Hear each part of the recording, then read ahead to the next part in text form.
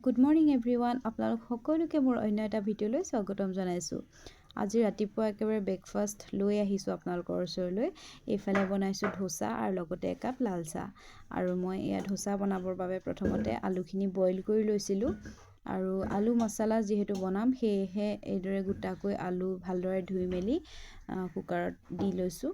আৰু আলুখিনি মই মাজতে অকণমান ফালি দিছোঁ, নহ'লে আকৌ সিজিবলৈ বহুত টাইম লাগি যায়। আৰু অকণমান নিমখ দি লৈছোঁ এইফালে, তাৰপিছতে পানী দি এইখিনি গেছত উঠাই দিম আৰু 2-3টামান চিটি মাৰি দিলেই হৈ যাব। তাৰপিছত এইফালে আলুখিনি বইল হয় মানে এইফালে বেটাৰখিনি ভালদৰে ৰেডি কৰি লওঁ। আৰু ৰেডি কৰাই আছে আচলতে মোৰ বেটাৰখিনি মই কালিয়ে ৰেডি কৰি থৈছিলোঁ, কাৰণ ফাৰ্মেণ্টেড হ'বলৈ যিহেতু সময় লাগে, সেয়ে মই গোটেই ৰাতিটোৰ কাৰণে থৈ দিওঁ।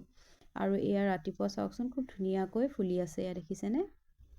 আপোনালোকেও যদি ধোচা বনাব বিচাৰে তেনেহ'লে এনেকৈ গোটেই ৰাতিটোৰ কাৰণে থৈ দিব, তেতিয়া পিছদিনাখন ৰাতিপুৱা বনাবলৈ খুব সহজ হয়। আৰু মই ধোচাৰ ৰেচিপি এটা আপোনালোকৰ ওচৰলৈ একেবাৰে প্ৰপাৰ ৰেচিপি এটা মই লৈ আহিম। আজি মই ভালদৰে ৰেচিপিটো আপোনালোকক দেখুৱাব পৰা নাই, পিছত ভালদৰে লৈ আহিম এটা ৰেচিপি। আৰু এইখিনি বেটাৰ মই গোটেইখিনি নবনাওঁ, সৰু বাতি এটাত মই ইয়াৰ পৰা এক্সট্ৰাকৈ অকণমান উলিয়াই লৈছোঁ। 2-3জন মানুহৰ কাৰণে ইমানখিনি প্ৰয়োজন নহয়। আৰু এইখিনি বেটাৰ মোৰ 3-4 দিনৰ কাৰণে মই বনাব পাৰিম। এইখিনি ফ্ৰিজত থৈ দিলেই হৈ যাব। আৰু এয়া মই এক্সট্ৰাকৈ উলিয়াই লৈছোঁ বাতি এটাত। আৰু এনেকৈ বেটাৰটো ৰেডি থাকিলে চিন্তা নাথাকে, আপুনি ফ্ৰিজত থৈ দিলে দৰকাৰ হ'লে ফ্ৰিজৰ পৰা উলিয়াই বনাই খাব পাৰে। বা আলহী আহিলেও পটককৈ কিবা এটা বনাই দিম বুলি ক'লে এনেকৈ ৰেডি হৈ থাকিলে বনাই দিব পৰা যায়। এইফালে মই নৰসিংহ পাত কেইখনমান ছিঙি লৈছোঁ।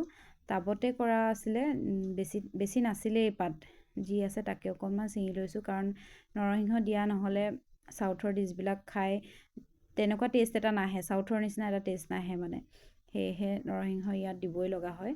আৰু এয়া দেখি বেয়াই লাগিছে, পাত একেবাৰে নাছিলে টাবটোত, তথাপিও যি আছে তাকেই লৈ লৈছোঁ। আৰু এইফালে দালিখিনিও ৰেডি কৰি লৈছোঁ। এয়া মচুৰ দাল আৰু মগুৰ দালি, আৰু এইফালে পাচলি। মই দালি বেলেগকৈ নলওঁৱেই, যিহেতু মই ধোচা প্ৰায়ে বনাই থাকোঁ, সেইবাবে যি দালি ঘৰত থাকে সেই দালিৰে মই প্ৰস্তুত কৰি লওঁ। আৰু ধোচা বনাবৰ বাবেও মই এক্সট্ৰাকৈ উৰদ দালি নলওঁ, যেতিয়া থাকে তেতিয়া বনাওঁ। যদি ৰেচিপি দেখুৱাব লগা হয় একেবাৰে প্ৰপাৰ ৰেচিপিটো, তেতিয়া মই লওঁ, নহ'লে মই মচুৰ দালি বা মগুৰ দালি এইবিলাক দি বনাই দিওঁ। আৰু এয়া ৰেডি হৈ গ'ল ধোচা বনোৱা। এইফালে মিস্কাক খাবলৈ দি লৈছোঁ, তাই যিহেতু এটা ড্ৰয়িঙৰ কম্পিটিশ্যন আছে, সেইবাবে তাই দেৰিয়ে হৈছে। আৰু তাইক খুৱাই বুৱাই মই এইফালে কম্পিটিশ্যনত থৈ আহিলোঁগৈ। মই আহিহে খামহি আৰু, কাৰণ আকৌ দেৰি হৈ যাব নহ'লে। আৰু তাইক থৈ মেলি আহি মই ঘৰ আহিলোঁ, তাৰপিছতে নিজলৈ এয়া ৰেডি কৰি লৈছোঁ খাবৰ বাবে।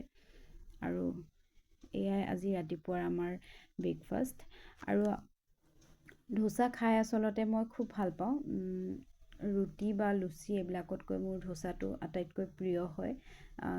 যিহেতু পটককৈ ডাইজেষ্ট হৈ যায়, একো প্ৰব্লেম নাথাকে ধোচা খালে, হেল্ডি এটা ৰেচিপি হয়। আৰু এয়া ৰাতিপুৱাৰ আহাৰ খাই মেলি আজৰি হৈ লওঁ। এইফালে আকৌ ছোৱালী এতিয়া পাবহিয়ে, 1-1.5 ঘণ্টামানে কম্পিটিশ্যনটো হয়। আৰু এইফালে পালেহিয়ে, আহি তাইক কম্পিটিশ্যনত মিঠাই দিছিলে খাবলৈ, সেয়া লৈ আহিছে ঘৰলৈ। আৰু এইফালে এখেতে একেবাৰে বজাৰ কৰিও আহিলে, লগতে মাংস লৈ আহিছে। তাৰপিছতে তাই আকৌ ক'লে মিস্কাই যে অকণমান ভোক লাগিছে, সেয়েহে মই তাইক বানানা শ্বেক অকণমান বনাই দিছোঁ খাবলৈ। আৰু তাইক খাবলৈ দি মেলি এইফালে মই পিঁয়াজ আলুখিনি ৰেডি কৰি লৈছোঁ মাংস বনাবৰ বাবে। মাংস যিহেতু এখেতেই বনাব, সেইবাবে মই কেৱল ৰেডি কৰি দিছোঁ, ধুই মেলি ল'লোঁ মাংসখিনি আৰু বনাবলৈ ৰেডি কৰি দিলোঁ। মাংসখিনি হয় মানে মই এইফালে চালাডখিনিও ৰেডি কৰি লৈছোঁ। আৰু চালাডখিনি মই চপাৰটোতে চপ কৰি লৈছোঁ। আজিকালি ইমান সুবিধা নহয়নে, হাতখনেৰে মিহি মিহিকৈ কাটি নাথাকিলেও হৈ যায়, চপাৰটোত দিলে মিনিটতে ৰেডি হৈ যায় এয়া চালাড। আৰু এইফালে দুপৰীয়াৰ আহাৰো ৰেডি হৈ গ'ল।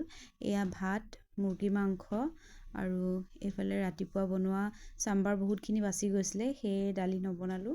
আৰু এইফালে আছে চালাড। আজি দুপৰীয়াৰ আহাৰ আমাৰ এনেকৈয়ে। আৰু মাংসখিনি একেবাৰে কম মছলা দিয়ে বনাইছে। আজি ভিডিঅ'টো মই ইমানতে সামৰিছোঁ। ভিডিঅ'টো চাই যদি ভাল লাগিলে তেনেহ'লে ধুনীয়া কমেণ্ট এটা কৰি জনাব দেই। লগতে কোনোবাই যদি নতুনকৈ মোৰ ভিডিঅ' চাইছে তেনেহ'লে প্লিজ মোৰ চেনেলটো ছাবস্ক্ৰাইব কৰিবলৈ নাপাহৰিব। তেনেহ'লে পুনৰ এটা নতুন ভিডিঅ'ত আপোনালোকক আকৌ লগ পাম। তেতিয়ালৈকে আপোনালোক সকলোৱে ভালে থাকক, ময়ো ভালে থাকোঁ। আজিলৈ আহিছোঁ, বাই।